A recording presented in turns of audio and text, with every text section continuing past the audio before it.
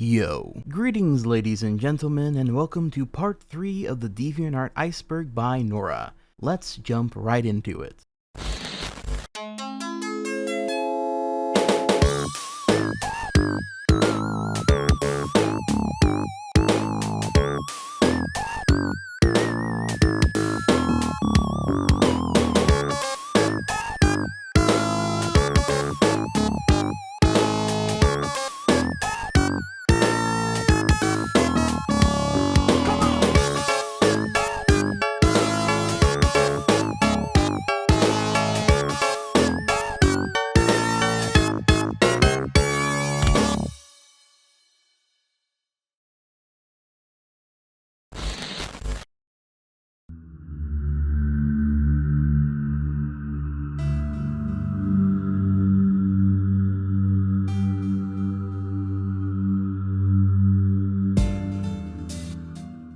Come, now that we've wandered through the main corridor, it's time we went down the hall. It's a scantily lit place, a kind of ongoing little maze of halls and dusty pieces of art adorning its walls. It's away from the glamour and glitz and popularity, a home for those more familiar here, looking for some more deep-cut history or lesser-known artists and tales from the deviants that have come to make their mark in this place. This is the beginning of the deviant rabbit hole, and sure to be a lot of fun. So let's get going. Ka hypnosis. Starting off on a particularly strange note, this is kind of a break off from the normal hypnosis fetish community. That is, generally speaking, a fetish around people being hypnotized to do well, I guess whatever the hypnotizers want them to do. But this one centers around Ka from the Disney film The Jungle Book, and how he's able to hypnotize characters in the film with his gaze.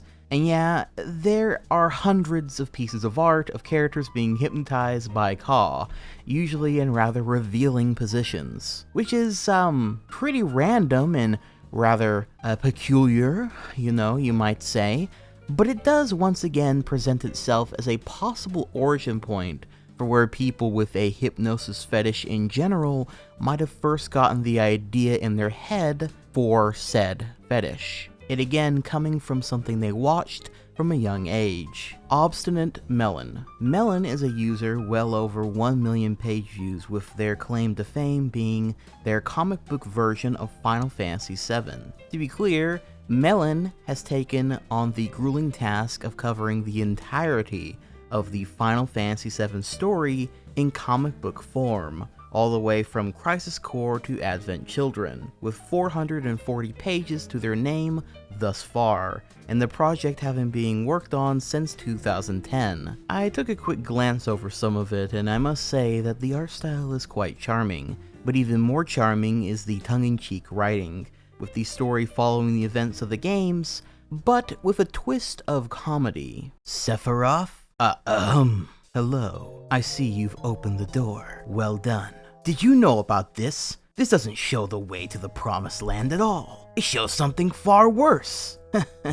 It is the wisdom of the ancients, can't you see? Not really. Please explain. It means I am becoming one with the planet. That is not a satisfactory answer. That is why you are all fools. You've never even thought of becoming one with the planet. All the spirit energy, all the wisdom, the knowledge, I will meld with it. I will become one with it. Sephiroth, what is this conversation? Like, seriously, what the fuck? If you cannot see, then you are blind. The way lies here.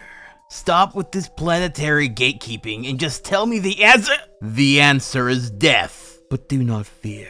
It is through death that new spirit energy is born. You will live on as part of me, part of the whole. I want you inside of me, Sung. Nobody had better write a fanfic about this, okay? Great stuff. The comic has slowed down a fair bit though, but all the same, I definitely say it's worth a read, especially if you're a giant Final Fantasy VII fan like I am. Nayzak. Nayzak is a fairly controversial artist on the site. He is most well known for his anime-inspired series debunking numerous myths regarding Islam and the Muslim faith as a whole, but much of his profile is dedicated to Islam in general, and what it means to be a member of that faith. His anime-inspired style, mixed with the Islam themes and perspective, makes this account very eye-catching both for positive and negative reasons. Obviously, when religion is involved, you always have people debating from every which side possible.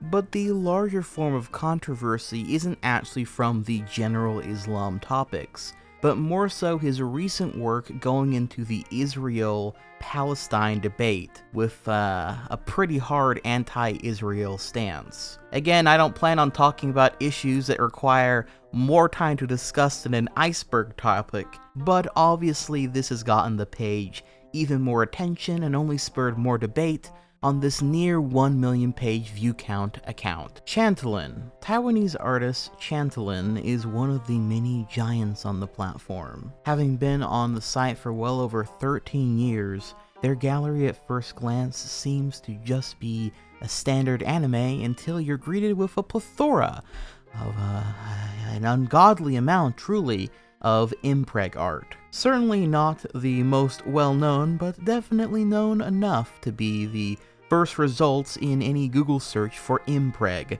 which is helped by her doing art for well-known series like that of Black Butler, Tiger X Bunny, etc. Comment/view bots. Like most platforms, DeviantArt is prone to bots being used for a variety of reasons. The most common use of bots being to artificially inflate view counts for the chance of being favored by the algorithm, or impressing others with your fake view count, or both, I suppose. There are also general scam bots, catfishing bots, and crypto bots. Again, same as pretty much everywhere else. Warrior Cats fandom. Oh man, is this one ever a rabbit hole. Warrior Cats is a series of books by author Aaron Hunter, with a large presence on DeviantArt with ships, fan arts, fanfiction, and general fandom antics.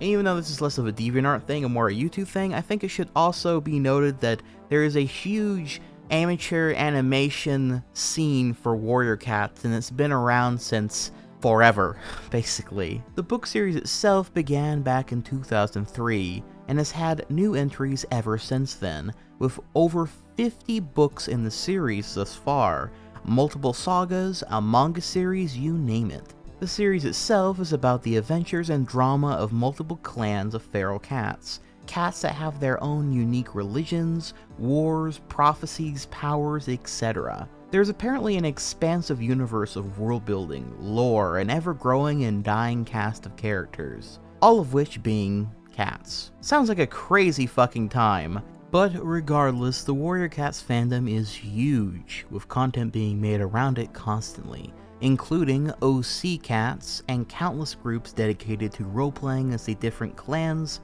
from the book series. I do remember coming across these folks a bit back in the day, and thought the idea of a series about cats with powers fighting religious battles with each other sounded fucking sick, but I just never really took the plunge into it, and still have yet to ever do it, especially as it's, well, so many books long at this point. But I've always found this fanbase and this strangely dedicated and sometimes very dark, Watership Down vibes fanbase that comes from this book series to be a pretty cool side of DeviantArt and very interesting from the outside looking in. Dance Dance World Revolution. The Dance Dance meme is an animation meme featuring a character dancing with the color scheme of any given country, which you can see here. This is mainly connected to the Hetalia fandom and got started when a DA user, Yume, posted the new well-known gif of APH America dancing to the song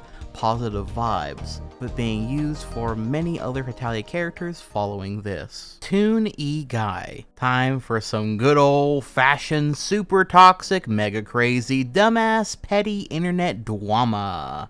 ToonEGuy's main claim to fame is his hatred for CGI animated films, particularly those from Disney, as he believes it is killing 2D animation. Now I am an avid enjoyer and lover of 2D animation, way more than 3D myself. But sadly, there are people like this, like ToonEGuy, that take everything way too fucking far. ToonEGuy coined a conspiracy theory that Disney only specializes in 2D animation, yet the company is abolishing it out of existence.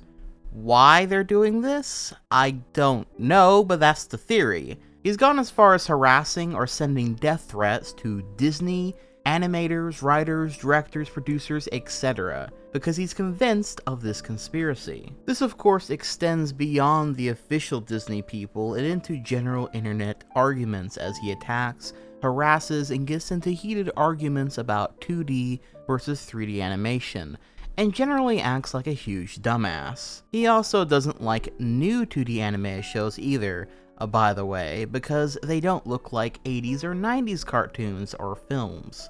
And this dude is still very active to this day, still doing this same exact song and dance, because, I guess he's got nothing better to do at the moment. It's a shame, because I do agree that there is something magical about Disney's 2D animated films that just never got quite captured in their more recent works. And Disney as a company is a company that I genuinely very much hate most of the time, especially what they're doing with all these live-action remakes of all these classic films, kind of shitting on their past work, so I can kind of get the mindset behind someone like ToonEGuy. But there's a big difference between a normal conversation about animation and bad company practices and not agreeing with an artistic direction and what have you, and being an annoying dweeb online who harasses random people over it because he's got nothing better to do. El Horror/pregnancy captions. An unusual genre of content regularly shared on DA is pictures of actual, expecting mothers, usually pretty far along at that, with captions put on top of them. Now, captions pictures are sort of something that has been connected with this site for some time, and there is quite a few subgenres of this type of post. That being said, these ones connected with pregnant women usually have captions related to Vore pasted on top of them.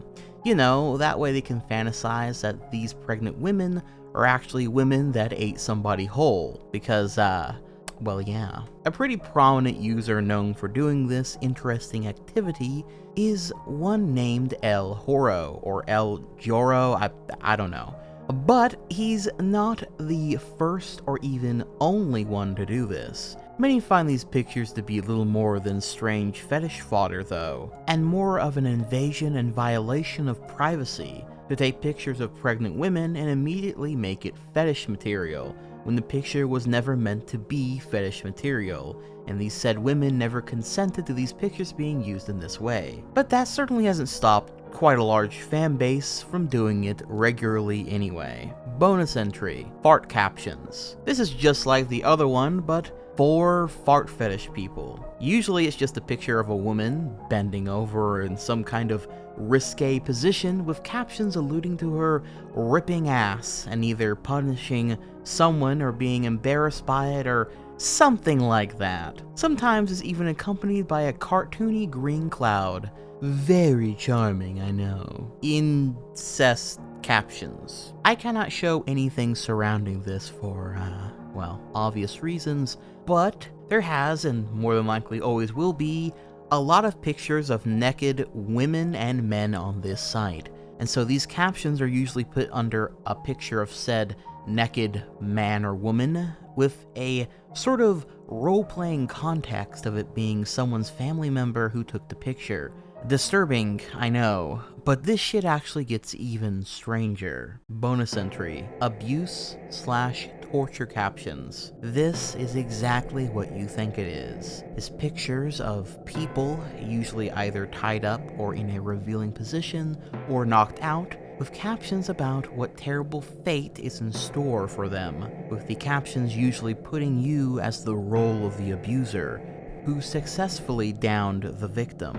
And I'm sure I don't need to tell you what type of fetishes that this feeds into, particularly ones where part of the roleplay is that the women are underaged. I'll leave it at that for now, but needless to say, this is quite the dark rabbit hole that only gets worse the further you go down it. Flufflepuff. Stepping away from curse stuff for a moment, another relic of 2010 fandom and the My Little Pony fandom in general is Flufflepuff, an OC created by user MixerMike622, and with a sudden boom of attention and eyes on Fluff, a Tumblr ask blog and even a YouTube channel would be started featuring the OC. In particular, this video, the character bouncing to the song Pink Fluffy Unicorns Dancing on Rainbows, got quite a lot of views and attention. In other words, they were an OC so popular on DA that they expanded beyond it, with a channel that has over 1 million subscribers. And while we're on the topic of My Little Pony stuff, Mordetwi. So this is one of those entries that really extended far beyond DeviantArt and into, again, general internet lore and meme culture. Mordetwi is the absurd pairing of Mordecai from the regular show and Twilight Sparker from MLP. Its origin is traced back to DA user CartoonsLover16 creating a group for the pairing, and in 2012, user BlueDog444 posting the now iconic image of Mordecai and Twilight singing Airplanes by singer B.O.B. The ship would reach meme status when TikTok user @AppleCrumwill posted a clip of the cover of the song over the art, garnering mass attention. This, along with growing interest in both regular show and MLP, would cause the image to go viral all over Twitter, and in late 2022, and eventually, #RedrawMordetwi was started, with many artists redrawing the piece or creating new art entirely. It became pretty popular to cover this song as well, and there's also fan animations and comics all made around basically this one image, or even just the idea of these two characters being together. I suppose you might say it's a picture worth at least 1,000 words, if not closer to a few 100,000 by this point. Bonus entry: me kissing Fluttershy / in real life MLP edits, as suggested by Alice/DoggyNGT. So a rather interesting and actually fairly common type of image on DA is that of in real life edits. That being pictures of guys kissing or LARPing as being in a relationship with another character, this particular case being MLP characters, such as this picture entitled Me Kissing Fluttershy by user MetalGriffin69, with this description. Quote, I invited my special some pony, Fluttershy, over. We both sneaked into my mom's room and I took a picture of myself kissing her. Fluttershy is my girlfriend. When I started kissing her, she blushed, and then she wanted to cuddle with me. A 14-year-old boy, which is me, has fallen in love with a pony named Fluttershy. Deal with it! Unquote. This same user also had this piece entitled Me in Bed with Fluttershy, but this passionate pony-loving man was far from the only one to make these types of images, with pictures of guys taking ponies to prom, lying in bed, them in rather suggestive poses, or them just hanging out, being a weird little Photoshop genre all in of itself. Now again, as I noted, this is not exclusive to MLP, and I think that you'll find that there are many pictures of guys with their waifus all over DeviantArt, be they furry waifus, anime waifus, video game character waifus, etc. All of them obviously living their best lives with their waifus. But then, there are some that decided that image edits just weren't quite enough, that they needed to be closer to their cartoon waifu in a way that was more tangible, real. Which brings us to our next entry, the Sally Acorn doll. Now, I once made a video about weird Sally Acorn related internet stories, but you really can't talk about DeviantArt related stuff without this one eventually coming up. This image, along with the accompanying ones, have made their rounds on the internet, usually to the absolute horror of nearly everyone with how disturbing the doll looks, and how it appears that there are real bones holding this monstrosity together. The doll was actually created, and thus these photos were posted by DA user Grenadine. Now, I remember that the accompanying story, the creepypasta if you will, behind these pictures is that this man killed his ex-girlfriend and then boiled the flesh from her bones, to then Frankenstein them back together into this abomination. It's a scary story, but of course, completely fake. No, the real story behind this doll and the bones is far more mundane, even if it is still kind of creepy. These bones are actually made out of wood and seem to be handcrafted by Grenadine himself. Grenadine actually documented his progress in making this doll in all its core components, showcasing in particular the jaws and teeth of the doll. Now, you might be wondering what this thing was made for. Why would this man make this creepy life-size version of Sally Acorn? If you are asking this question, then you clearly haven't been paying attention to the general theme of this iceberg. As I dive deeper into this man's photos of the doll, you can start to see a bit of a pattern here, with the shot framing and the way the doll is posed. Oh, and look at that! The doll even has breasts that he made himself as well. He does note that creating this thing in his spare time has gotten him to learn a lot of new skills and allowed his creativity to flourish a bit. So hey, at least that's a bit of a positive. And look, this man seems to be a bit of a creative eccentric anyway. I mean, just look at this custom briefcase laptop he made. And he even has a picture of his girlfriend as the wallpaper. Now that is what I call wholesome. Twilight Alicorn controversy. Alright, last MLP thing for a while. This one refers to a plot twist in the animated television show My Little Pony: Friendship is Magic, specifically in the Season 3 finale, in which the character Twilight Sparkle transforms into an alicorn. That is a mixture of a unicorn and a Pegasus. This caused a giant shit show with fans divided on if they liked or hated this creative decision. For some context, in the show's lore, alicorns are kind of like deities. They're usually royalty, and are usually far more powerful than the average pony, and from what I understand, are also immortal. So on one hand, some found this to be an interesting plot twist that could lead to interesting plot developments, while others thought that this gave the already powerful Twilight too much power and shook the balance of the main cast of characters, and might even make future conflicts far more trivial, and could lead to Twilight becoming a bit of a Mary Sue type character, as far as power scaling goes anyway. I've never seen the show, so I have no idea who ended up being right on this debate.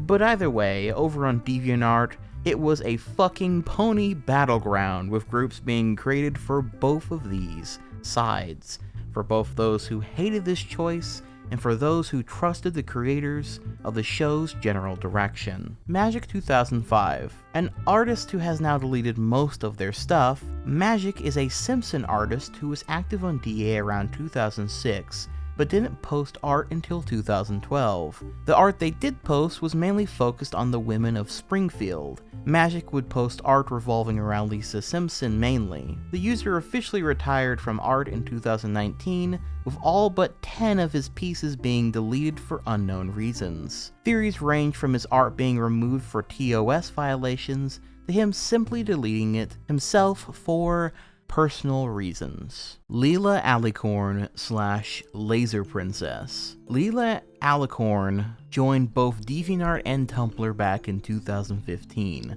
Leelah was transgender, a fact that would often come into conflict with her family, who didn't accept her for her gender identity. This would get so heated that her family would end up sending her to a Christian-based conversion therapy group with the intention of convincing her to reject her gender identity. As a means of coping, she would share her art on both Tumblr and DeviantArt, their art style being heavily influenced by animes like Dragon Ball and One Piece. Even with everything stacked against them, Leelah's online personality and persona was that of a vibrant and bubbly person, eager to spread positivity, be it through comments responding to their art, or post on their Tumblr, sending love and support to others. Sadly, this all came to a head when Leelah's parents found out that they had been expressing an interest in boys, and forbade them from engaging in any social media, as well as pulling her out of school, effectively shutting her off from everyone, including all those that supported them. This would be the final straw for her as she decided to take her own life, writing a final note via her DeviantArt page, with many mourning the 17-year-old's tragic end, and drawing lots of art, usually with the words "rest in power" being present within the works. Suzer. Suzer, while seemingly unknown today, is the person behind the most famous creepypasta character ever, Jeff the Killer. It should be noted he created the character of Jeff and not the actual current story nor the iconic image of Jeff, but just simply the character. His rendition differs greatly from what Jeff is seen as today, with notable differences being that Jeff's last name is Hodek here, and his manner of becoming disfigured also differs quite a bit as well. Archive comments from around 2017 show Suzer was indifferent to the creepypasta community, as he feels Jeff was just a slasher type character, and he really didn't enjoy the horror community kind of taking it and doing what they want with it. But while we're on that topic, bonus entry, creepypastas. You know, I just had to talk about this one. Well, many of you might have noted this back in my Creepypasta Iceberg series. If you're unaware, a ton of the most popular creepypastas written have come from DeviantArt rather than that of the Creepypasta wiki. Mainly because Jeff the Killer's slasher type characters were always the ones that got the most popular, at least amongst teens, and the Creepypasta wiki eventually had a policy against these types of stories since they were kind of overrunning the wiki at some point. Thus, DeviantArt became the main hub for this flavor of creepypasta, including those like Tiki Toby, Nina the Killer, and Jason the Toymaker. Many creepypasta OCs and creepypasta related art also came from DeviantArt, and again, let me tell ya, when creepypastas were at their all-time high in popularity, DeviantArt had a wave of creepypasta character fan art seemingly everywhere, with many young artists coming up with their own creepypasta characters, fanfics, OCs, and of course, lots and lots of shipping wars. Kimberly 12/Chippendale tracing accusations. This very recent controversy on DeviantArt revolves around the Chippendale Rescue Rangers film. The film uses many characters from an unnameable amount of shows/movies and games, be them Disney or not, with one such example being the ugly Sonic design from the original trailers for the Sonic the Hedgehog movie. Twitter user Nimpodubs pointed out that in the background of a scene next to various well-known props of various characters in plastic bags, a render of Sora's hair is seen, but the thing about this render is that it was actually a stolen vector from DeviantArt user Kimberly12, as seen here for reference. This seems pretty random since there are plenty of official renders and pieces of art of Sora that could have been used or traced over, I suppose. Why use a random DeviantArt user's artwork for this? I really couldn't tell ya, but I suppose it was probably a mistake, and they probably thought that this art was official? I suppose that is kind of a really roundabout accidental compliment, but still a fuck up all the same. Project CloverKit. In 2015, DA user CloverKit was featured on a Tumblr blog highlighting bad OCs and fanart, as seen here. It's a Warrior Cats OC, and many found this to be in bad taste since CloverKit was pretty young, and clearly still learning and just having fun. This resulted in the Warrior Cats fandom outpouring support for a budding young artist with the hashtag Project CloverKit being used to draw fan art of their OC. But before you go thinking that this was a totally sweet act of kindness from a fan base, there was of course even more drama that stemmed from this, with many people eventually growing jealous that this random kids OC was getting so much attention just for being featured on a bad art blog, and others saw this as rewarding bad art. So CloverKit was receiving just as much harassment and criticism until CloverKit themselves asked people to stop.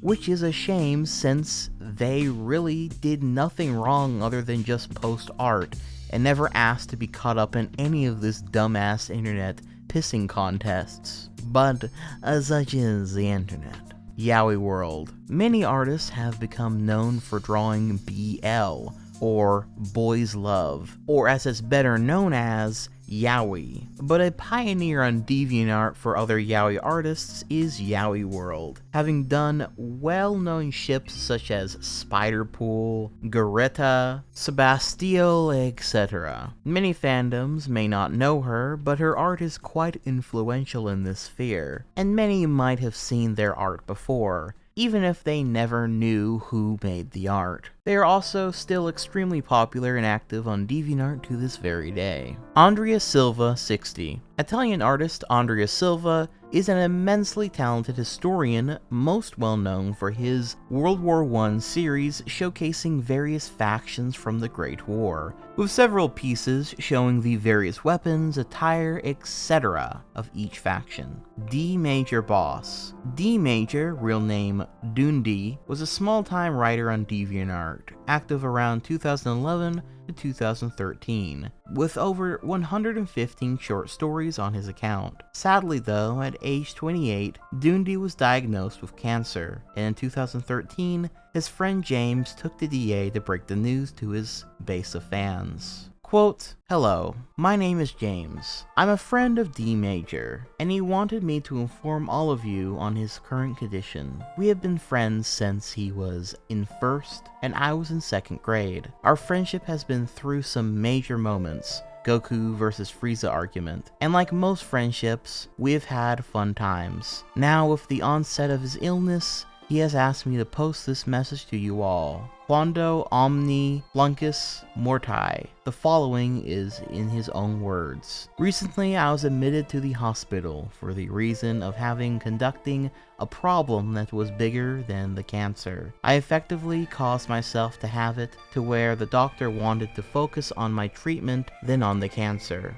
I spent well over a week inside the hospital, as most of you may know. Currently, I am back at home and it feels good." Then sadly, a few weeks later, James would come back to write one final update. Quote, "Hello once again. This is James, and I have some sad news to report. Those of you who do not know, Monday, May 6, 2013, in the early morning, God called our humble wordsmith home. Doogie, D Major Boss, lost his battle with cancer. I don't know the details of the funeral arrangements, but as I learn more information, I will post it here on his account and my account. I feel privileged that I was one of the chosen few he called friend. Like most friendships, we had our moments, some good, some bad, but all in all, we were close friends. No, we were brothers, and I thank God that he allowed Doogie to be part of my life. Talon Omasi," unquote. Viewing his writing now shows a man who spent his last moments doing what he loved, and is a reminder of how short life is, and how you should never take it for granted. Do what you love, and never stop. A Dangerous, DNX/Dangerous. August 4th, 2000 marks the first submission ever on DeviantArt by user Dangerous. Unfortunately, neither Danger or his work have ever been archived, making it lost media, is what I would say if it weren't for user The British Artist 2003, being the Chad that they are, having recently re-uploaded the first piece ever uploaded to DeviantArt by the legendary user Dangerous, preserving internet history for us all, which you can see here. Again, as you might remember, the beginning of the website was all about GUI design work and stuff, so this lines up with that pretty well. Pro-ship/anti-ship community. While commonly associated with DeviantArt and Tumblr, the pro-ship/anti-war can be traced back to DeviantArt. Pretty much, someone who is a pro-ship person may have character pairings that can be seen by some as problematic due to age gaps, dynamics, a character being abusive, etc., while an anti opposes said pairing due to aforementioned problematic elements, and usually has an issue with the person creating content around said ship. The movements have spawned into numerous subgroups. However, it can't be denied the scope of which these warring factions duke it out has changed greatly. It should also be noted that while some of this comes down to very specific types of pairings, especially ones that would be perhaps prolific in nature, a lot of this also stems from general shipping wars. Like one example being from the Harry Potter fandom, where one person says Harry Potter should be with Hermione, and the other one thinks that they should be with Jenny. And while at the core, these two factions just disagree on whose these fictional characters should be with, it can turn into a strange morality war, where one side argues why it would be weird or morally bad for Harry Potter to be with one over the other, and thus if you like said pairing, then that makes you a bad person that agrees with these types of things by extension. There's also those that only care if the ship is incest or straight up telepathy, since that's just kind of weird, and don't really care about the abusive relationships and what have you, since it's just fanfic stuff at that point, while others care about literally everything and really do not like relationships or ships that seem to imply or advocate bad relationship stuff, which can also get into personal things and further debates, and yeah, it can get rather heated and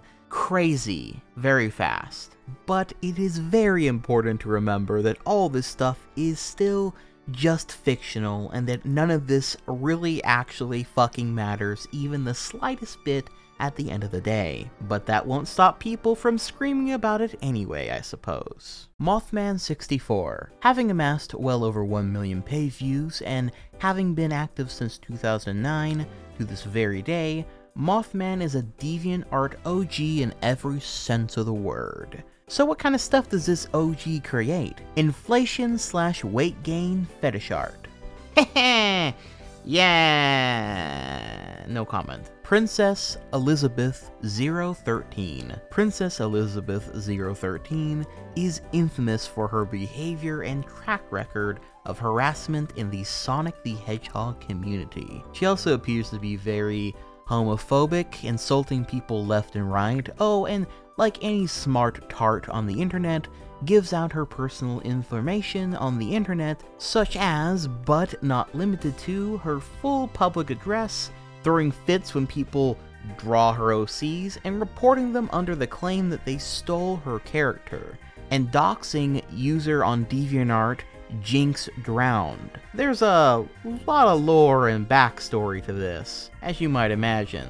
She also made a video rant about the user which backfired, resulting in massive backlash, and even when the rant was removed, mirrors of it still exist. Today I will be ranting about this attention prick named Jinx Drowned. To Jinx's crappy white knights. Why do you respect an art thief and a cyberbully who stole from Walt Disney Pictures? Stole from me, Stephanie Meyer, and Summit Entertainment alongside Marvel Comics, Hasbro. She also stole from Naoko Takeuchi, the creator of Sailor Moon, and she also stole from Geek Entertainment, currently known as Cookie Jar TV. She also stole from DreamWorks SKG, now known as Dream. As you may know, that little attention prick is screwed up, even though she has been raised by her parents, which are actually homosexuals. And guess what, Jinx? Your parents are big fat stupid, and you're also a bitch as well, Jinx. You are nothing but a troll, an art thief, and a cyberbully combined into one. Also, you lost after a fictional character created by Ken Penders who used to work at Archie Comics. You're also one of the reasons why I'm being cyberbullied, Jinx. It is you who should be cyberbullied, not me. You're the troll, not me. You're making everyone else look like the bad guy, even me. Even though you're the bad guy, no one else is. Plus, you used your crappy white knights against us all, including me. I'm an angel, you're the demon. I'm the hero, you're the villain. I'm not a creep, you're the creep, and you're also a weirdo, and you're also a troll and a sonic fag. Guess what, you little faggot? Scourge will never date you or your character, Discord will never date your character Cassie, and the Dazzlings will never let you join their clique cause you're a cyberbully and a brat. You had to fuck up everything, didn't you, you little attention whore? You're nothing but a little brat, you stupid bitch. I hope you and your white knights die in a fire, or better yet, burn in hell when Judgment Day arrives, when God comes and takes us home. Now, that is what all of this is in short. But let me pull back just a little bit, because the deeper I looked, the more this particular story got crazier. Elizabeth actually became pretty well known on Encyclopedia Dramatica due to her initially creating a page for her archenemy, Jinx Drowned, who seems to have their own history of online drama, to be fair, but typically these types of people back in the day would post on Encyclopedia Dramatica about an enemy of theirs and forget that ED has no actual stake or side in any of this, and is now going to direct their crosshairs at them as well. That's some real mutual destruction shit going on there, in other words. She also just, in general, acted like a spoiled brat and fed into the growing base of people that were there to get reactions out of her at some point. Now, sadly, a lot of this stuff is lost to time. There's pieces of it here and there on Encyclopedia Dramatica,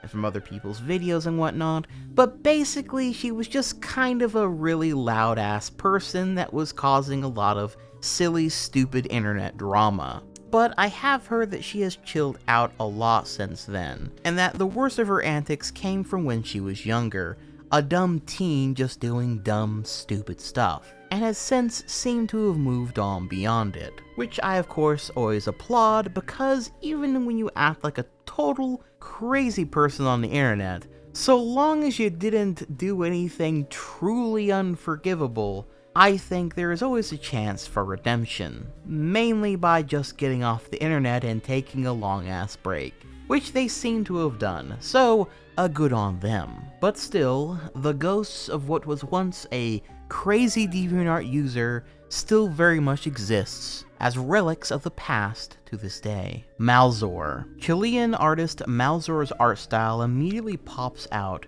as it's fairly evident that they were a fan of Dragon Ball and other 90s anime. But among other things, they seem to be a pretty popular fetish artist, mainly focusing on vore and other belly-related kinks, featuring their various OCs and characters like those from Dragon Ball, Hunter x Hunter, and Teen Titans, etc. Metro Designs. Ryan Grant Long, or his online handle Metro, is a fairly small digital artist with a large catalog of art featuring various historical figures who were believed, or at least some theorized, to be homosexual, and thus his art often pairs them together in what I suppose one could call historical yaoi shipping fan art. Bonus entry, Andrea 2002, as suggested by Hex Maniac Hannah. Andrea 2002 is a rather infamous Naruto fan and DeviantArt user with over 4 million page views on their account. However, their main claim to fame is that she would come to scam a ton of people out of commissions, as in she had commissions opened, had people pay her for her art, and then she would just never actually make the art. This, as you might imagine, would eventually come to bite her back in the ass though, as many started reporting and making it known about her scam, her once again popular page becoming a breeding ground for anger, as she was a clear example of an artist scammer. And while her page is mostly abandoned these days, if you were to look at her page, you would see that her profile status says refunding, and that there are plenty of posts on her page about refunding people their money. And you might be under the impression that she did eventually refund everybody and then take her leave from the internet, as she should, with her last post being from March 25th of 2018. However, this is actually not the case, as DA user Soccer Akil notes in this comment written on December 6th of 2022. about this issue. Quote, "This is infuriating.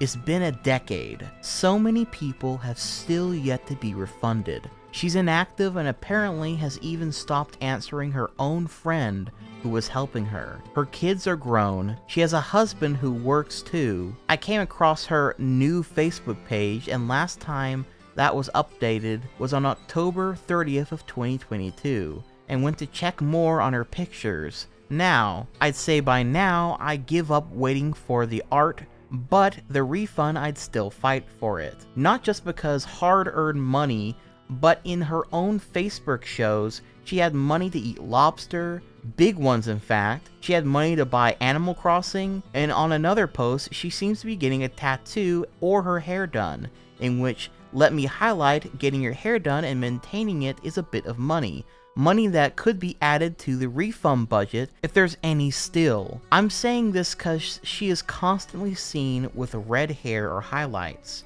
I don't know, I might be adding more salt to the wound, but it is very annoying that refunds are not being done in order and or being promised and never sent. Her kids are grown now, shown in her Facebook. She seems to be having an okay life, and it's been a decade now. Why aren't most of her commissioner being refunded yet? She's a scam. It's very sad. I used to admire her." Unquote. Yes, it would seem like most scams of this type, any goodwill that the artist originally had or tried to maintain by refunding people was eventually thrown out the window along with their morality as they took the money and ran. Bjecker Garukin. Swedish furry artist Bjecker is one of the OGs of the platform, having been around since 2011. They are known for both their original comic series, Vamp Inothfjör, I don't know if I pronounced that right, I'm sorry, Saga, which they described as a historical fantasy comic set in the 10th century Scandinavia, but plot centered around a looming civil war, as well as an Undertale reversal AU, that is an AU where things are reversed, and this one being where the monsters are humans and the main character is a monster instead. Rika Kitty, yet another OG of the platform, and yet another primarily impreg fetish centered account, though they also make general Disney fan art as well. Layleigh's art. Layleigh's art is a bizarre mixture of social commentary and porn. First and foremost, the artist does art mainly revolving around the ills of society, or at least the ones that they take issue with, many of which get shared around places like Facebook a fair bit apparently. Some of it is what you might call boomer tier low-hanging fruit, while others are just a bit more controversial or perhaps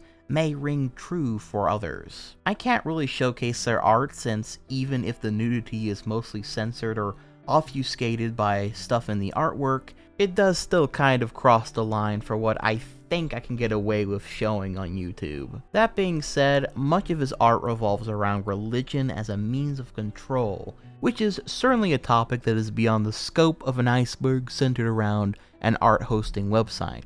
But let's just say he makes the kind of art that you just know a terrible bad faith argument about religion and politics is gonna be found underneath. Some of their art is also just straight up nudity with a slight political edge as well, which can come off as quite grotesque in certain contexts. I suppose their art is fine on a technical level, but it is just mostly nihilistic edgy stuff at the end of the day, and it's just not my cup of tea, personally. Olympic Dames. Amassing over 2 million page views and well over 8.5k watchers, Olympic Dames boasts the title of one of the most popular pregnancy kink artists on the platform, and one of the oldest artists on the platform too, having joined back in 2004. You know, I'm starting to notice a bit of a interesting theme going on this tier. Speculative biology / evolution community. Speculative biology / evolution is the practice of envisioning the characteristics of certain animals had they evolved differently, or had they been in a different environment.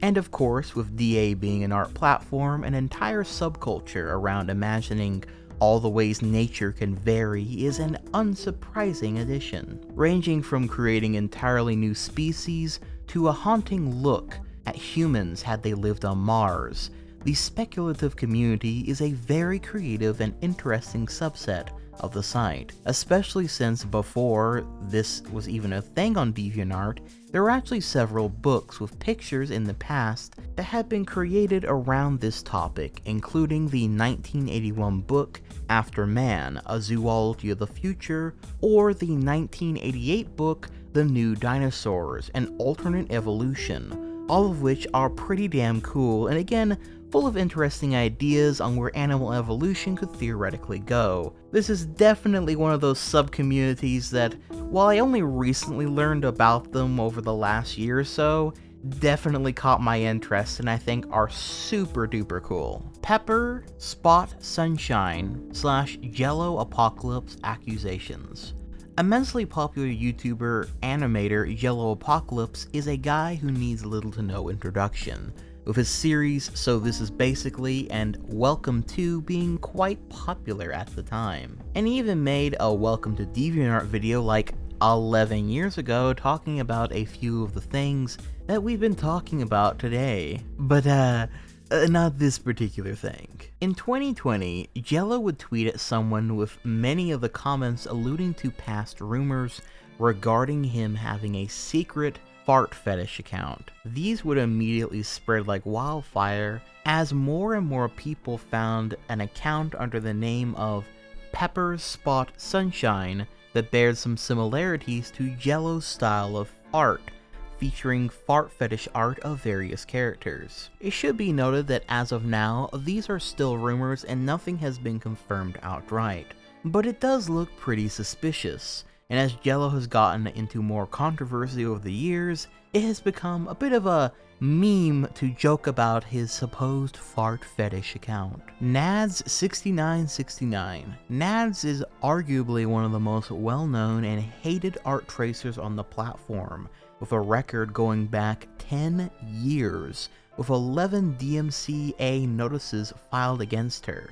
She's gotten into some real legal trouble for her theft. See, Nads6969 is a bit of a lolcow with an ED article and everything to boot, as well as a deviant cringe video at that. There is apparently at least 40 different people Nads6969 had stolen art from over the years, and when called out for her actions, she usually either defaults to, well, I don't like calling it tracing, it's just the way I work, making excuses like she's depressed or going through stuff, which is kind of funny because that would mean she's been depressed and going through stuff for fucking 10 years, or just hiding all negative comments sent her way. Truly silly, goofy, goober behavior.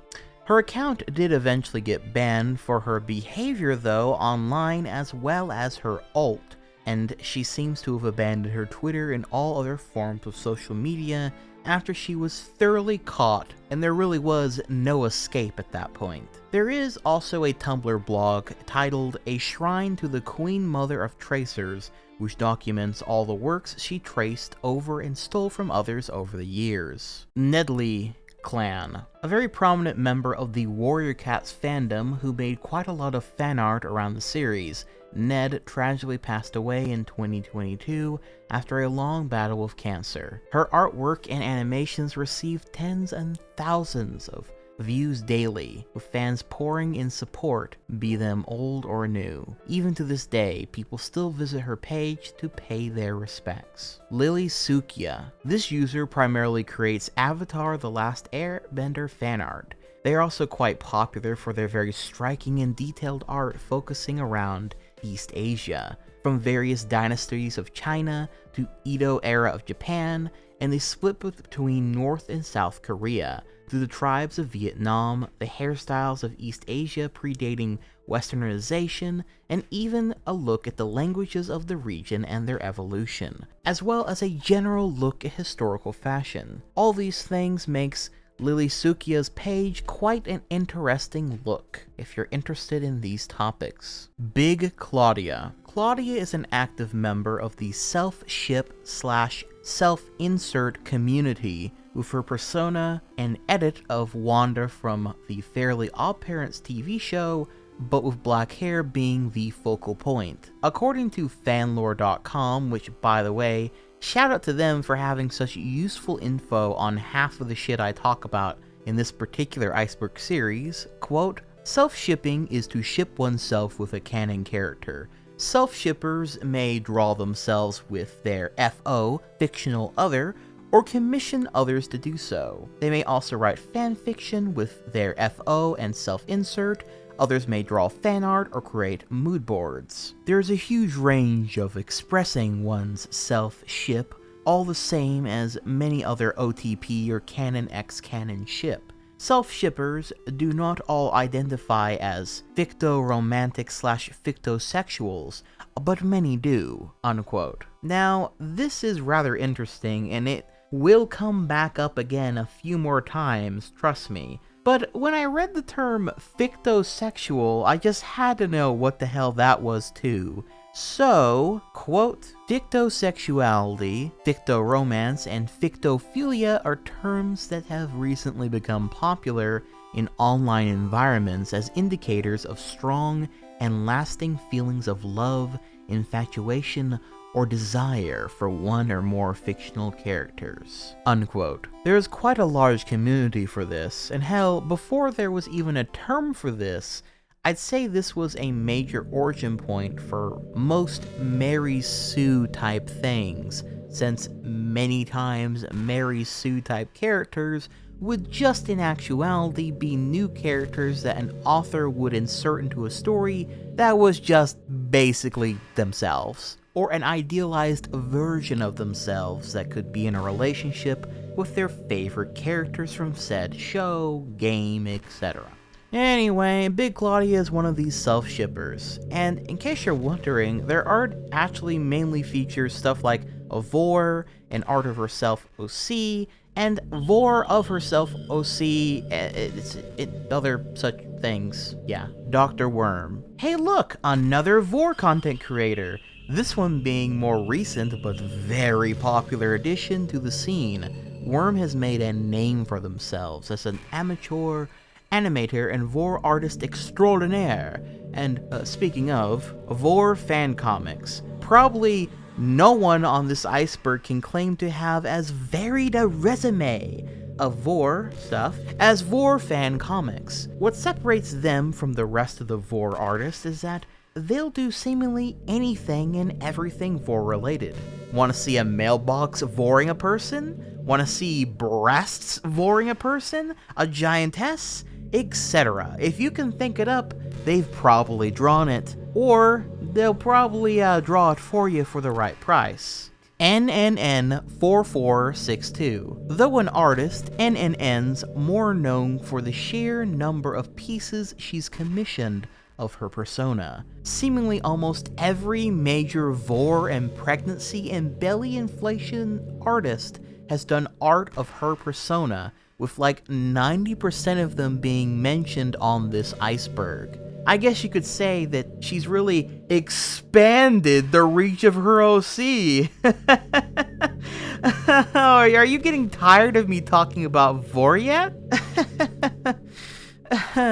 Well, that's unfortunate for you. Chibii Rose. Chibii is another art tracer, and one that's also racked up quite an impressive record against her, with nearly a decade of tracing under her belt, and a video by the always annoying to listen to Daft Pina explaining slowly the drama that she got herself into. This whole thing being far more dramatic because, well, it's in the Sonic fanbase. LWG Artist / Stump Humpers. Prepare yourself for this one, because believe it or not, we're about to take a dive yet further into the peculiarity of internet fetishes. An acrotomophile, or stump humper, LWG has created hundreds of pieces of art of women who are amputees. For a bit more detail, acrotomophilia is a paraphilia in which an individual expresses strong sexual interest in amputees. From what I've read on this topic,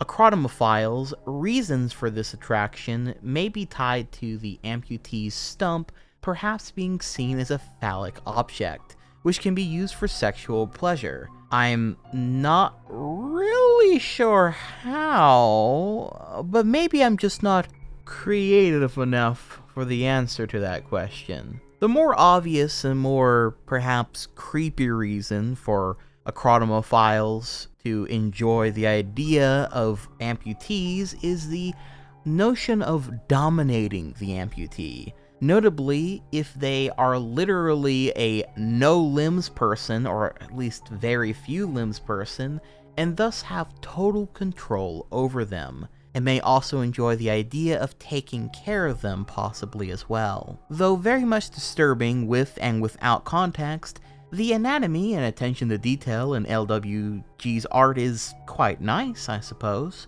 The amputee fetish community on DeviantArt is quite large and branches off into just an absurd amount of other fetishes, making for very uncanny results. Doogie McCoy. Doogie, real name Douglas, was never the most popular artist, nor was he particularly well known in the community. But his profile was what DeviantArt embodied best, just sharing your art and happily encouraging others. As stated by a tribute from a close friend, quote, "He was a lovely and funny man, and he drew lovely and funny people along with lovely and funny animals, all very much alive and colorful. He'd save up to go to cons and diligently show his most recent work, of which there was always plenty. A cartoonist he admired was Sergio Aragonés, Scott Shaw, and Stan Sakai. He even went so far as to ask for advice," unquote. Said friend goes on to recall when working an event and a cartoonist was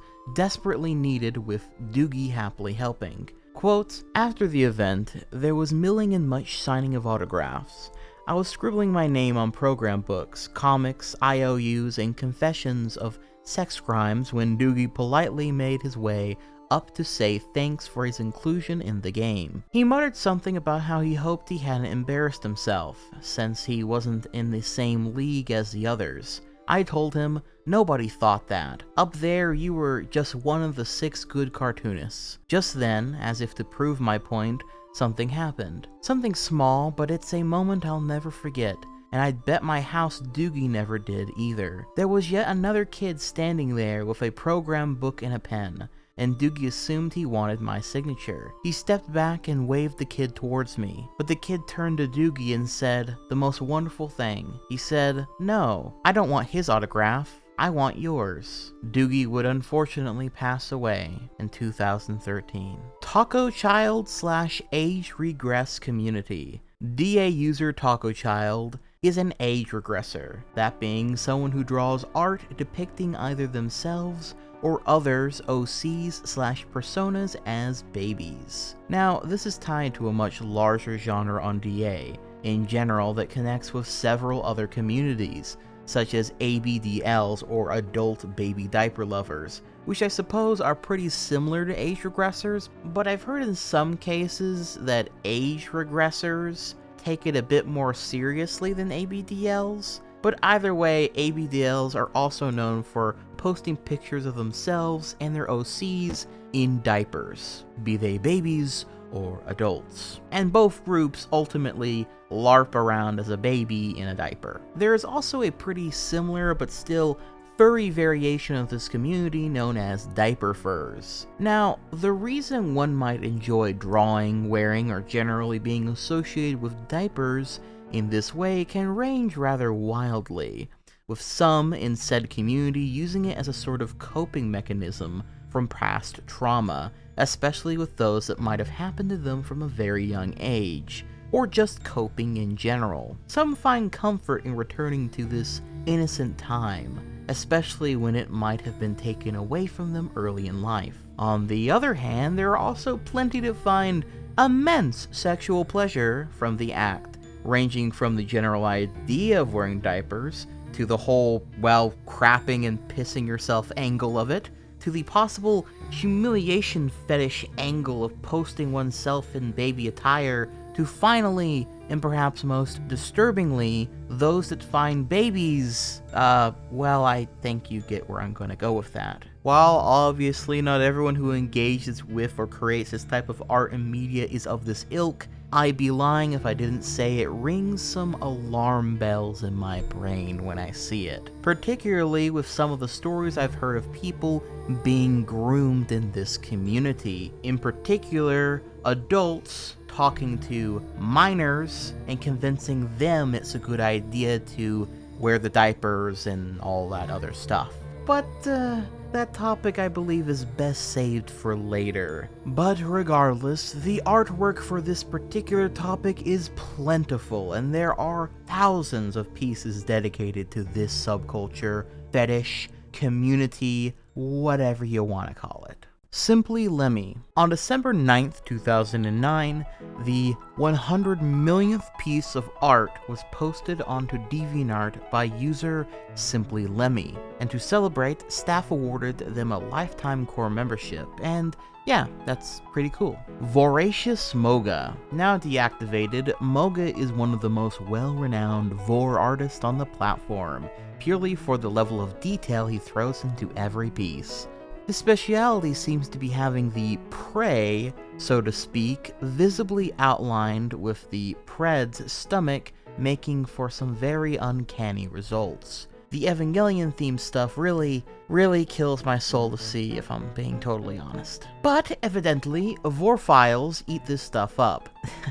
You get it. Anyway, he had tens of thousands of watchers before shutting his account down and moving to a website called Ika's, as well as having a pretty successful Patreon. I'd never heard of this site till now, so I decided to take a little skulk around the place, mainly because it looked really old school. And, well, it seems Ika's or Ika's Portal is a website for hosting art and the like in a similar fashion to DeviantArt, but in a much more old school layout that does seem rather cozy, having been around since 2005. Well, I would say that, but I'll be honest, when I looked at the main categories of the site, that being Vore, general porn, Vore roleplay, Vorecraft, and yeah, I don't quite think this community is for me. In fact, while at the top it says for artists and writers of all kinds, I'm pretty sure this is just for Vore artists and writers of all kinds. Which, I mean, fair enough, I suppose. Nothing wrong with having your own little community website, even if I personally find Vore as a whole to be pretty weird, pretty strange, pretty, cringe, and, just a wee bit gross. I feel like this iceberg has really forced me to face this art in every sense of the word. I've seen so much Vore art at this point, of various art styles, and look, if you're into that stuff, fair play, I'm glad that you enjoy it. But I must say, the concept of a person swallowing another person whole is not something that I would have figured so many people are dedicated to. But here we are. Now, having seen hundreds of pieces of Vore art, I can proudly say that, I don't get it still. But hey, more power to ya, I suppose. Ranter community. The ranting community includes numerous subsets of YouTubers who do general commentary on drama, art, and general stuff relating to DeviantArt. I've already talked about a few of those ranters in this iceberg already, but one that I kind of dropped the ball on and should have talked about a little earlier by now is bonus entry, Solar Sands. Originally, he was best known for his Browsing DeviantArt and In a Nutshell series of videos. Solar Sands became well known for looking at and showcasing bad art, critiquing art, and just generally speaking, he became one of, if not the most popular content creator of this kind through this content. Now these days he's doing much more higher effort and well-produced video essays, but still on the topic of art. So it's clear that he does have a passion for this topic and just kind of pivoted into some more interesting topics these days. I've never personally seen much of his stuff, but he is definitely an important member of this community and the history of DeviantArt and how it's discussed online as a whole. Bonus entry, Jack Stoney. Definitely a far lesser known member of the DA ranter community, Jack was once making similar content to that of Solar Sands, browsing DA, ripping into art, critiquing OCs, etc. However, eventually he fell out of that type of content. Oh, and also I suppose it would be kind of prudent to point out that before his channel went by Jack Stoney, which I assume is just his actual name, he used to go by jackoon, and it seems almost all of his videos were deleted long ago. I'll be honest, I was there back when this stuff was going down because I did watch a fair bit of Jack Stoney's stuff right before he kind of stopped making content. But it's been a few years by now, so I don't remember all the details of his eventual purging of his content, but I do kind of remember Jack basically just not feeling good about shitting on others' content anymore, and he tried rebranding his channel a few times and a bunch of other stuff, and then he just kind of ended up deleting everything and starting fresh a few years later after several videos of him kind of being very honest about his depression and a lot of other addictions and issues that he had in general. These days, however, if you go to the Jack Stoney channel, you'll notice that he's now producing music. Still with that iconic raccoon icon. And it seems like now he's doing much better for himself, so good on him. Crystal's 1986. Crystal's 1986 is known to both the MLP and Homestuck fandoms due to his unique art style and seemingly fetishistic descriptions he'd use for captions. The most notable features of his art were the long, almost inhumanly long fingers of the characters and the use of healing crystals, which definitely give these pieces a very strange vibe. It's believed by some that the user suffered from Marfan syndrome and used art as a means of venting about his condition, though as far as I could tell, this was never fully confirmed. Marfan syndrome being an inherited disorder, by the way, that affects connective tissue, the fibers that support and anchor your organs and other structures in the body. Marfan syndrome most commonly affects the heart, eyes, blood vessels, and skeleton, and often people with this condition are tall and thin with unusually long arms, legs, and fingers and toes. Their other claim to fame being this fan troll Handia, with her becoming a bit of a meme for obvious reasons. Prison Suit Rabbit Man.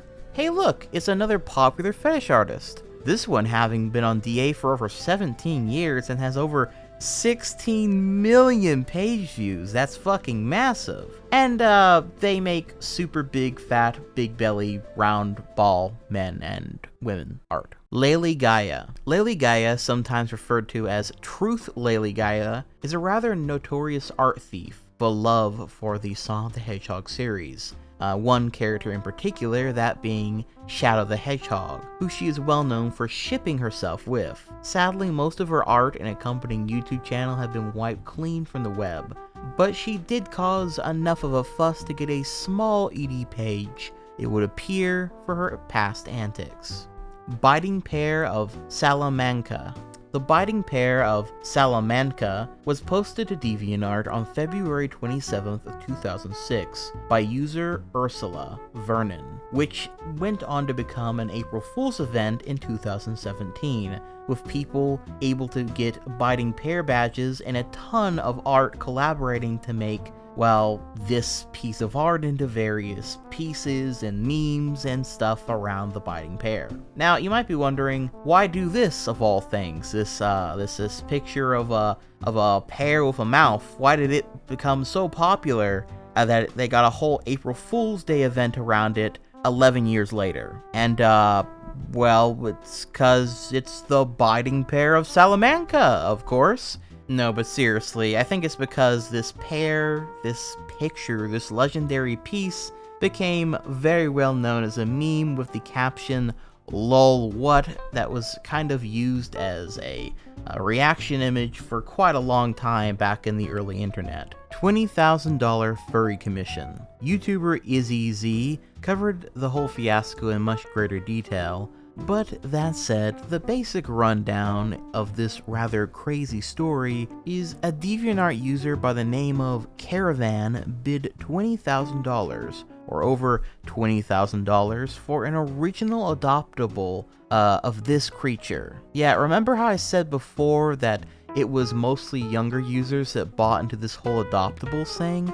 Well, I should have noted that that is still true, except for furries, who randomly always seem to have cash to spare for art for their furry OCs, general commissions, furry porn commissions, their expensive fursuits, etc. Kind of become a meme over the years, actually, that furries just seem to have an endless supply of money to spend on their furry-related content. Though it's not much of a mystery to me, a lot of furries work everywhere in the tech industry, and that shit gives you a lot of cheddar, as it turns out. Oh, but I digress. As it turns out, this purchase might have come from less of a user like Caravan just having a ton of money to spare, and more so from an actual state of mania due to user Caravan overdosing on medication that they were on at the time. The art they paid for sadly eventually came out rushed due to Caravan just wanting it to all be done and over with, while the community at large stood back in shock at what just fucking happened. And many of them were also very angry. They thought it took away from the legitimacy of adoptables, and some people thought that they should deny the $20,000 because it just is crazy, the person was on medication. There was a lot of debate back and forth about the whole thing. And again, it has since become a meme in both the art and furry and general community at this point. Oi Velo. Okay, so this one is strange beyond belief. Involves an internet troll / crazy person and DeviantArt llamas. So let's jump into it. So from what I've gathered, the story goes like this.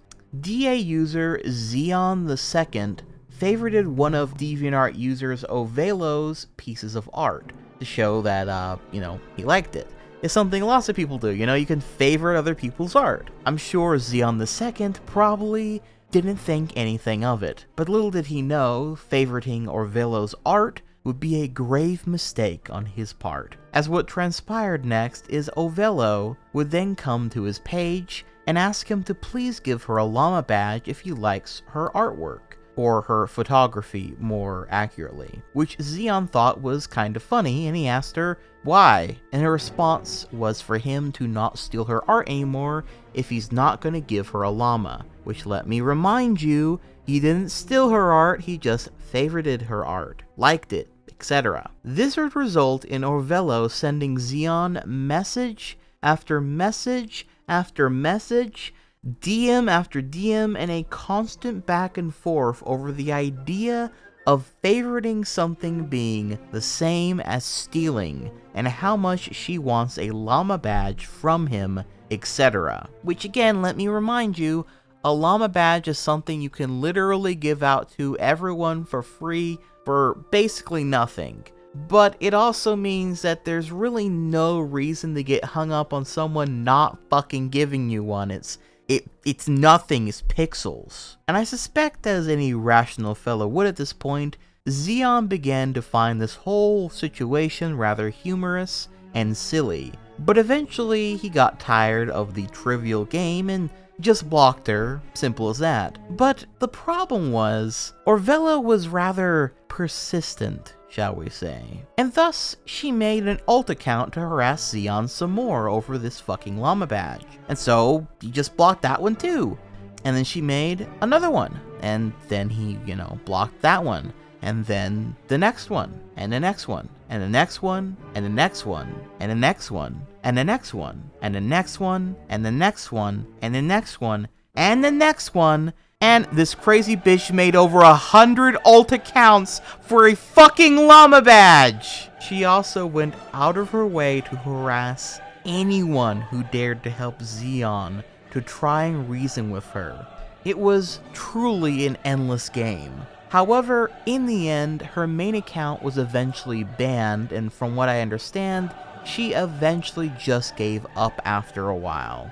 But nonetheless, this is truly one of the most wild cases of someone not understanding how the site works, being entitled, having way too much time on their hands, and being completely unreasonable and insane. A truly remarkable combination, if I do say so myself, if it weren't so very pathetic. Anne's cat Morak.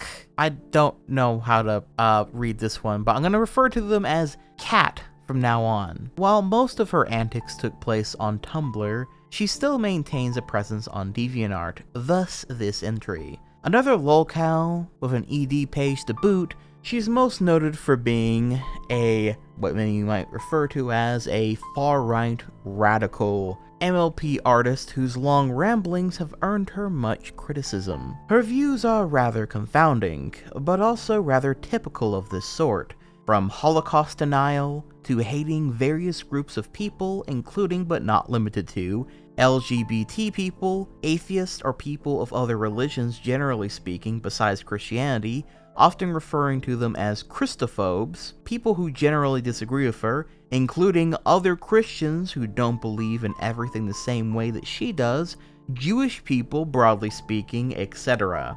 Due to her rather confrontational nature, she became quite an easy target to troll, as you might imagine, and thus a lot of internet shenanigans both on her DA page as well as her Tumblr went down, with many baiting her into acting a fool, trolling her generally speaking, and catching her in lies as the rabbit hole only seemed to go deeper, as she was also rather narcissistic, with a massive victim complex to boot. A bad combination, truly. Oh, and also I guess she likes the older generations of My Little Pony cartoon, the, as the fanbase calls it, Gen 3 show, and seems to have a dislike for the Gen 4 show, which is the one that like everyone knows about and got popular, and seems to be at war with the brony fandom over the whole thing, often creating art of Gen 3 ponies with a long text box about how they were actually better than Gen 4, and especially better than Gen 5,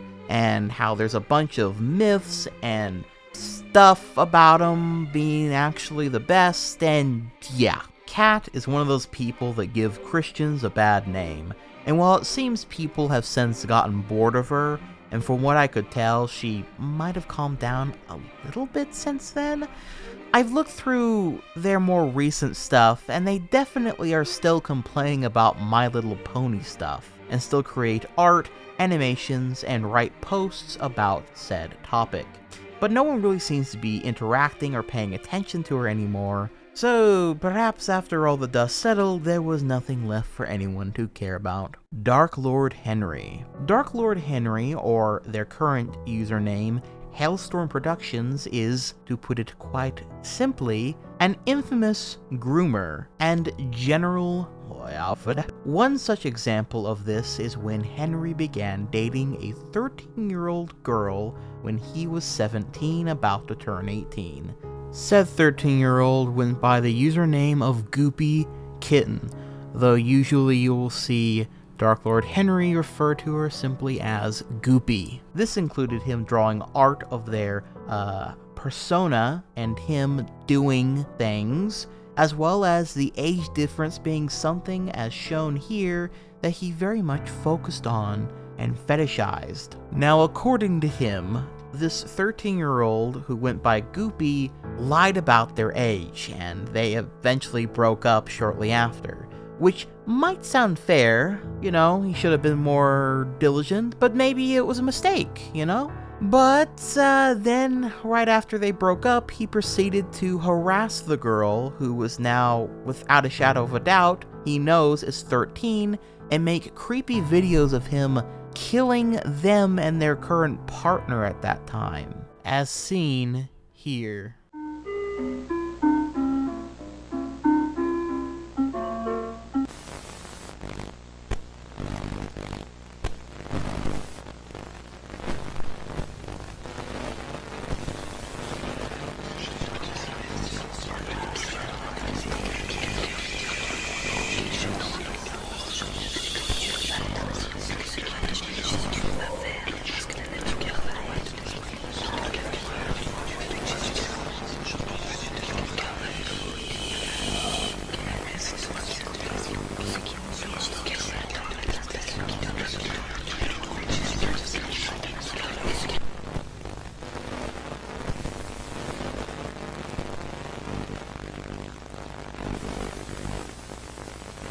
He then started to go crazy on his DeviantArt account, making this event art since people knew who he was and what he did at this point, playing the victim, stating that he wasn't a pedo, and then later complaining that his mom found out about his internet shenanigans and that she's harassing him for being himself. Now, what do you mean by this? Writing posts about the age consent in their state, how females can't be pedos.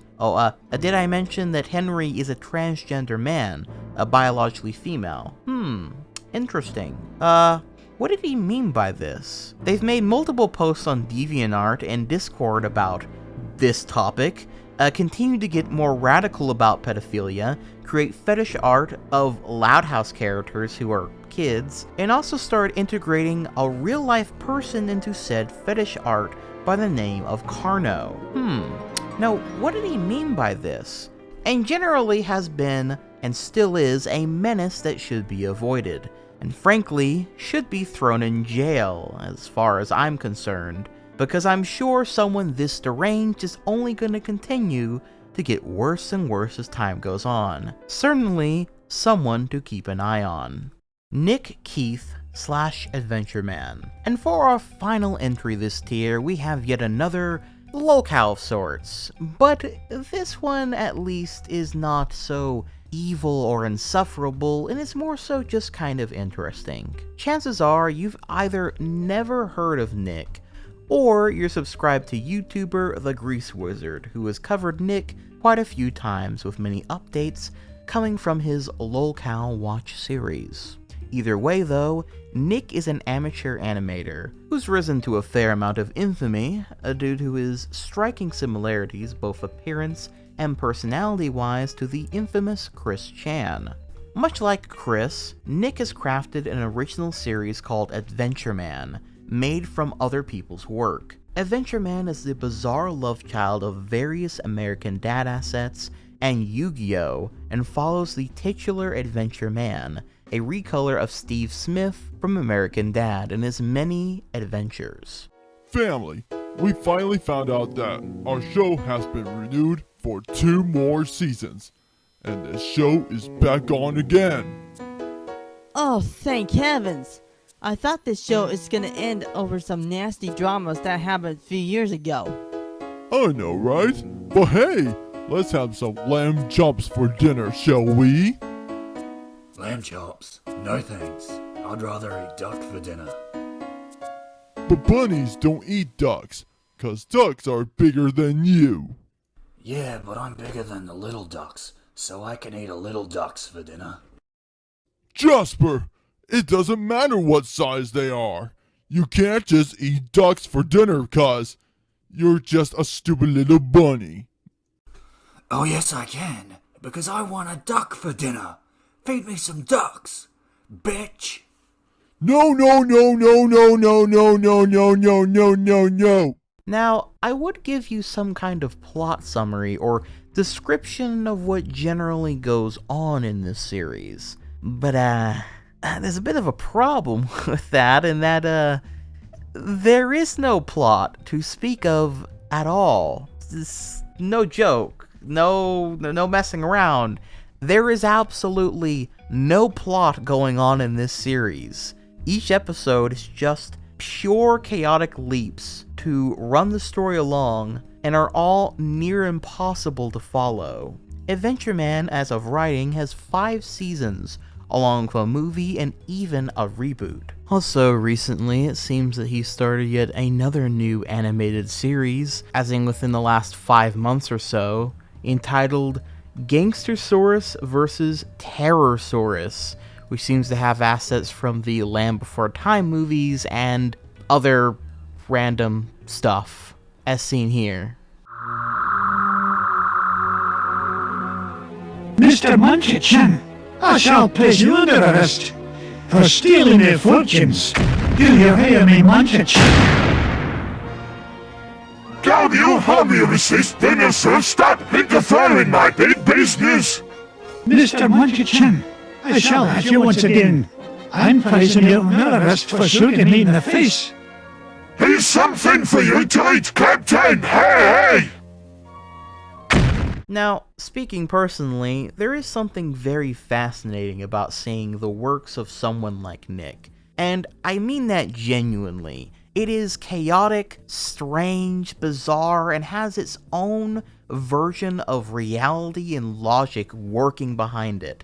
And while conventionally, yes, it is terrible, it's really bad, there's something about it that makes me hope he continues to make it. Nick also has had a pretty big DeviantArt page in the past, but he has since deleted it for unknown reasons. And that DeviantArt page went by Hexagon Diesel Barts, which has since been archived. Here are some select pieces by Nick, including Evil Dinosaur, Max and Ruby in Prison of Hell, Mickey Mouse Friends Yu-Gi-Oh!, and of course, who could forget T. Thomas Magical Railroad. Man, this is starting to look strangely familiar to something. No small summary can do the absolute insanity of Nick justice. He has an active Kiwi Farms thread, and again, Grease Wizard follows him pretty actively and has made several videos going into far more detail than I am here. But please do remember that as far as I or anyone else knows, Nick is just a guy creating stuff. It's very bizarre stuff, but I always advocate keeping to oneself and watching the show unfold without getting involved or harassing Nick. Let the man cook, for God's sake. And that is it, ladies and gentlemen. Thank you all so much for watching through this third part of the DeviantArt Iceberg. We're really getting into the nitty-gritty here, and let me tell you, some of these entries are gonna kind of come back to haunt some of the later ones, including some of the bonus entries that I have in mind. I also want to take this time to remind you all that I now have an open Discord server, links down below if you wish to join in. We are going to be doing some Linkara watch parties very soon, as I go through all the Channel Awesome crew and content creators in the pursuit of creating the Channel Awesome retrospective part 2, 3, and so on. I also want to take this time to thank all of my loyal and supportive patrons and channel members, including all of my night eggs and night owlets, as well as a super special thank you to all my great night owls, including Channel 11, Hexmaniac Hannah, Tony Terramaya, Ho-Hot, Medusa's Hex, Star Punch Gaming, and Tyler the Leper, as well as a super duper special thank you to all of my arch owls, including the Gun-Totin' Thursday 14, the Fearless Forgotten Ace, the Super Saiyan Sword, the Wise Daniel and Talented Doggy NGT, and the Good Chi Vibes Zen Garden Party. And until next time, this has been Dylan the Night Owl, flying off.